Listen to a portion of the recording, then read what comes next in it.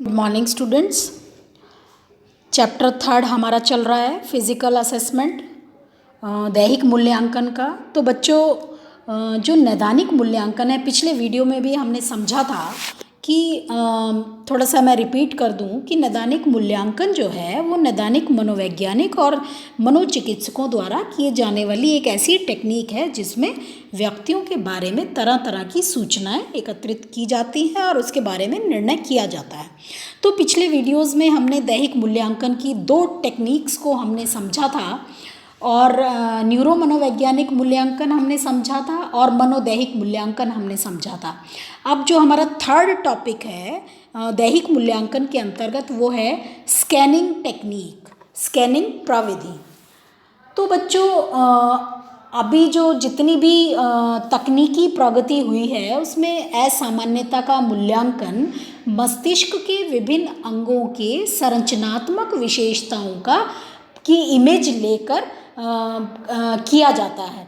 इसे हम brain imaging, मस्तिष्कीय प्रतिमा या स्कैनिंग कहते हैं। और ये जो स्कैनिंग टेक्निक है, स्कैनिंग प्रविधियाँ हैं, ये 4 तरह की होती हैं। पहली जो स्कैनिंग टेक्निक है वो है, शॉर्ट में हम इसको बोलते हैं CAT, यानी कंप्यूटराइज्ड एक्सियल टोमोग्राफी। तो ये जो टेक्निक है फिज़िकल मूल्यांकन की, तो ये जो CAT है ये एक्सरे तकनीक पर आधारित होती है, जिसमें मस्तिष्क में एक्सरे का एक घूमता हुआ किरण जाता है और एक्सरे डिटेक्टर द्वारा ब्रेन के दूसरे भाग में उस किरण को अपने में सोख लिया जाता है, जो मस्तिष्क से होकर आने वाली रेडियो एक्टिविटी की मात्रा का मापन करता है।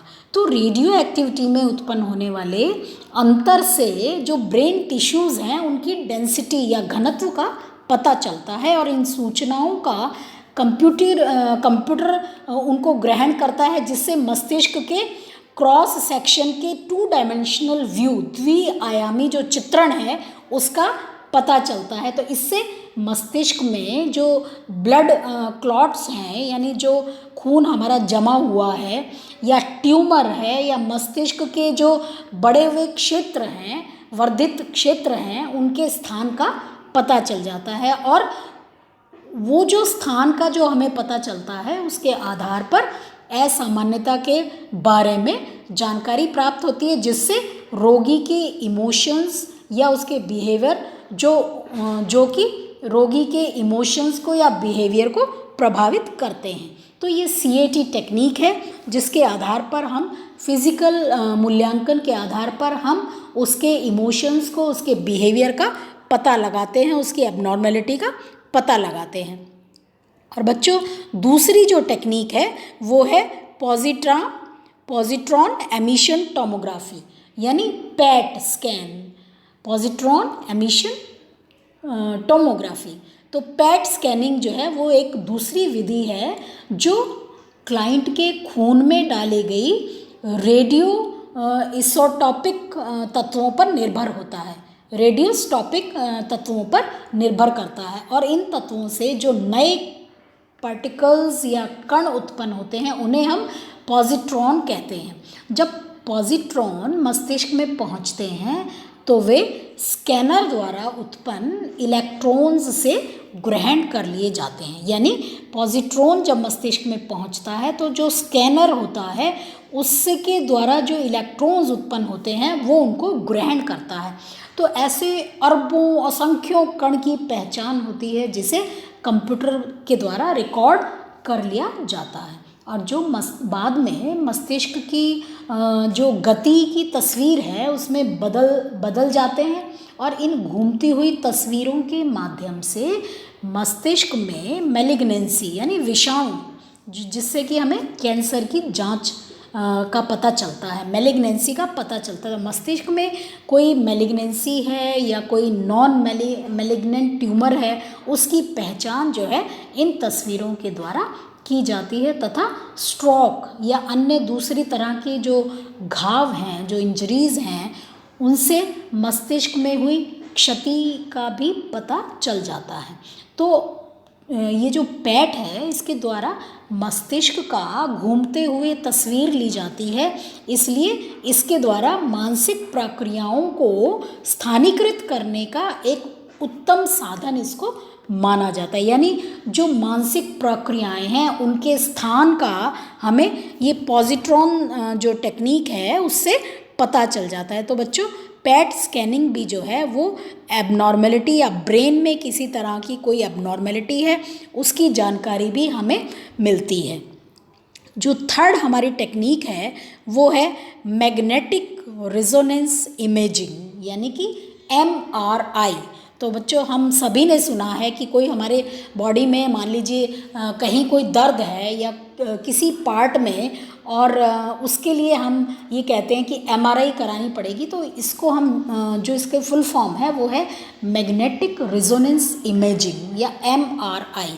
तो स्कैनिंग की ये एक नवीनतम टेक्निक है, बिल्कुल न्यू एकदम प्रविधि है जिसमें क्लाइंट के खून में रेडियो एक्टिव तत्वों को डालने की ज़रूरत नहीं पड़ती, फिर भी इसके द्वारा मस्तिष्क की एक उत्तम तस्वीर जो है मिल जाती है। यानी कि उसके रोगी के जो ब्लड है उसमें हम रेडियो एक्टिव तत्वों को नहीं डालते, फिर भी ब्रेन की हमें तस्वीर मिल जाती है। इसे न्यूक्लियर मैग्नेटिक रिस्पॉन्स इमेजिंग यानी कि NMR nuclear magnetic response imaging भी कहा जाता है, NMR भी कहा जाता है। और इस प्रविधि में रोगी को या क्लाइंट को एक बड़े सर्कुलर मैग्नेट, तो एक सर्कुलर जो एक मशीन होती है जिसमें रोगी को उसमें भेज दिया जाता है, तो उसमें मैग्नेट लगे हुए होते हैं, तो सर्कुलर मैग्नेट के अंदर रखा जाता है जो शरीर के हाइड्रोजन अणु में गति उत्पन्न करता है। तो जब ये जो मैग्नेट है, जो चुंबकीय बल है, इसको जब बंद कर दिया जाता है तब अणु अपनी मौलिक अवस्था में आ जाता है और एक तरह का इलेक्ट्रोमैग्नेटिक संकेत उत्पन्न होता है। यानी जब वो उसके अंदर जो चुंबकीय बल है उसको बंद कर दें तो अणु जो है वो अपनी एक बेसिक सिचुएशन में आ जाता है और एक तरह का उसमें इलेक्ट्रोमैग्नेटिक सिंबल उत्पन्न होता है और इन संकेतों को कंप्यूटर ग्रहण कर लेता है और उसे मस्तिष्कीय ऊतकों की ब्लैक एंड वाइट तस्वीरों में बदल देता है। क्या करता है कि जो कंप्यूटर है वो संकेतों को ग्रहण करता है और ब्रेन के जो टिश्यूज़ हैं उनके ब्लैक एंड वाइट तस्वीरों में उनको बदल देता है, जिससे जो विशेषज्ञ होते हैं, एक्सपर्ट होते हैं, वो विभिन्न तरह की एबनॉर्मेलिटीज़ के सोर्सेज का पता लगा लेते हैं। तो इस तरह से जो MRI है वो फिज़िकल असेसमेंट की बहुत ही पॉपुलर जो टेक्निक कहलाती है। एंड जो fourth and last scanning technique है वो है super conducting quantum inference device SQID, super conducting quantum inference device. तो शॉर्ट में इसको हम बोलते हैं SQID। तो बच्चों जो स्कैनिंग की ये जो टेक्निक है इसमें मस्तिष्क के चुंबकीय क्षेत्रों में होने वाले सूक्ष्म परिवर्तनों की पहचान की जाती है। यानी जो चुंबकीय क्षेत्र हैं उसमें जो माइन्यूट से माइन्यूट परिवर्तन होते हैं उनको पहचान कर मस्तिष्क के विभिन्न भागों की प्रतिमा ली जाती है। तो जब न्यूरॉन्स उत्तेजित होते हैं तो उसमें इलेक्ट्रिक करंट उत्पन्न होता है। जब हमारे ब्रेन के जो न्यूरॉन्स हैं वो पार्ट अगर उत्तेजित होता है तो विद्युत धारा जो है उत्पन्न होती है और ऐसी विद्युत धारा कुछ चुंबकीय क्षेत्रों की उत्पत्ति करते हैं, तो जिसे हम SQID तंत्रिकीय क्रिया न्यूरल एक्टिविटीज़ के रूप में व्याख्या करता है। जो मैग्नेटिक फील्ड्स उत्पन्न होता है, इलेक्ट्रिक करंट से जो मैग्नेटिक फील्ड उत्पन्न होता है, चुंबकीय क्षेत्र उत्पन्न होता है, वो जो है न्यूरल एक्टिविटीज़ के रूप में SQID उसकी व्याख्या करता है। तो शोधकर्ता जो थे उन्होंने SQID का उपयोग मस्तिष्क की विभिन्न कार्यों का पता लगाने में सफलतापूर्वक किया है कि मस्तिष्क के क्या क्या कार्य हैं उसके बारे में जो जानकारी है वो SQID यानी super conducting quantum interference device जो होती है उससे पता लगाया जाता है। तो इस तरह से ये 4 टेक्निक्स थी स्कैनिंग की जो फिज़िकल असेसमेंट के लिए बहुत ही इम्पॉर्टेंट मानी जाती हैं। तो बच्चों इस तरह से स्पष्ट है कि जो ये टेक्निक्स हैं इनका उपयोग जो है क्लिनिकल असेसमेंट में किया जाता है और क्लिनिकल जो साइकोलॉजिस्ट हैं उनके द्वारा ये न्यूरो मनोवैज्ञानिक मूल्यांकन जो है उस पर बहुत अधिक बल डाला जाता है और जो मनोचिकित्सक जो हैं क्लिनिकल साइकोलॉजिस्ट क्या करते हैं न्यूरो साइकोलॉजिकल असेसमेंट पर बहुत अधिक बल डालते हैं, लेकिन जो साइकेट्रिस्ट हैं वो स्कैनिंग टेक्निक्स पर बहुत अधिक बल डालते हैं, जो टेक्निक्स अभी हमने समझी। तो CAT हो चाहे PET स्कैन हो चाहे MRI हो चाहे SQID हो, तो ये चारों की चारों टेक्निक्स जो हैं ये फिज़िकल असेसमेंट की बहुत ही इम्पॉर्टेंट टेक्निक्स मानी जाती हैं जिनके आधार पर हम हमारे ब्रेन में किसी तरह की एबनॉर्मेलिटीज़ का असामान्यताओं का पता लगाते हैं। तो बच्चे इस तरह से जो फिज़िकल असेसमेंट है वो हमारा कंप्लीट हुआ और नेक्स्ट वीडियो में हम करेंगे psycho social assessment. Thank you. और एक लास्ट बात और बच्चों, इसका जो PDF है वो मैं आपको व्हाट्सएप ग्रुप पर शेयर कर दूँगी। Thank you.